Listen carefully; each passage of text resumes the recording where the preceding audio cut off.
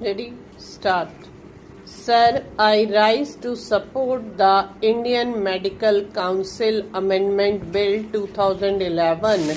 But before I start speaking on this bill, I would like to express my happiness over the fact that the principles set up by the father of our nation are still alive. After more than 60 years of his death, the whole world is witnessing this. The power with which the father of our nation was able to drive the mighty British Empire out of this country, the power with which Martin King Luther was able to follow non-violence, the power with which Nelson Mandela was able to keep himself alive, the power which brought Barack Obama to the chair of America, we just witnessed a few days ago. I really feel proud to be an Indian, and I congratulate Mr. Anna Hazare, who brought the principles of Gandhi's Satyagraha to the nation's forefront after these long years. At the outset, sir, I would like to congratulate the Honorable Minister for giving permission of opening more number of medical colleges, for increasing the number of medical and MD seats, and also for practically relaxing the rules for starting the medical colleges within a span of 2 years. When he took the charge of this ministry, sir, I spoke on the working of this ministry. At that time, I welcomed him because he raised a great deal of hope instantly, as he instantly cleared all the 300 files which were pending on his table. In the same manner, he has increased the number of colleges. He has given permission to more than 40 colleges.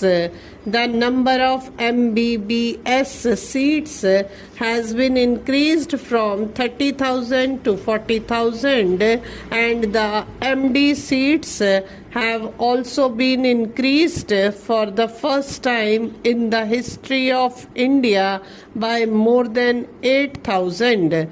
For these commendable changes in the field of medical education, I heartily congratulate the Honorable Minister.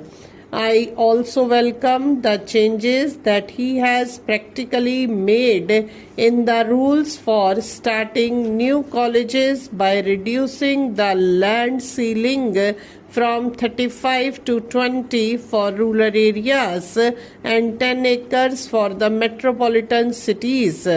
I welcome the Indian Medical Council Amendment Bill 2011, but I want to raise a few questions for the consideration of the Honorable Minister, and I also want to place some suggestions to him through this august house.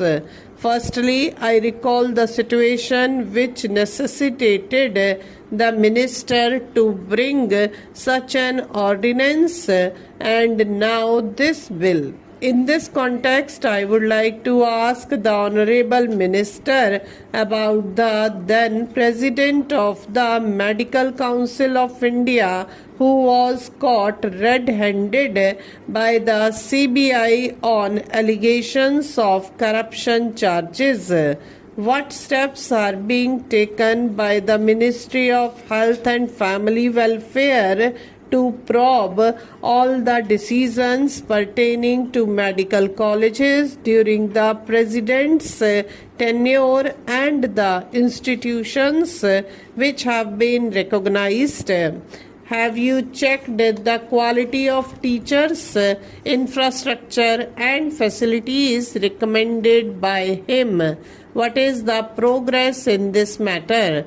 At this juncture, sir, I would like to bring to the notice of this august house a very important thing. Why are there different standards for different people in our system? An official was arrested red-handed by the CBI with 2 crores of rupees, and the charge sheet was of rupees 24 crores. All this was found in his house in the form of cash, gold, and in other forms. But no such gold, cash, or any other assets were seized by the CBI from our Honorable MP. Why are there different standards for different people in this country? The person who was caught red-handed has been let off on bail. But what about our Honorable MP who is being detained, who is denied her legitimate bail? There is no one to question these facts, even though 100 days have been passed. My heart is bleeding. If not in this house, I do not know where I can go to express my feelings. I leave it to the conscience of this house. Sir, the Honorable Minister has given a concession to the tribal areas, hilly areas, as far as setting up of medical colleges is concerned. He has said that 20 acres land which is required for setting up these colleges can be of 10 acres at 2 different places. Here I want to make a suggestion. Will the Honorable Minister consider applying the same rule for metropolitan cities also? The reason why I am saying it is because it is practically impossible to find 10 acres of land at a stretch place in any metropolitan city. Will the Honorable Minister consider my request of applying the same rule of this 10 acres of land in 2 or 3 different places in metropolitan cities also? My next suggestion, sir, is regarding the faculty. Realizing the practical difficulty in finding out the faculty members, you have taken many steps like increasing the age limit of retirement, etc.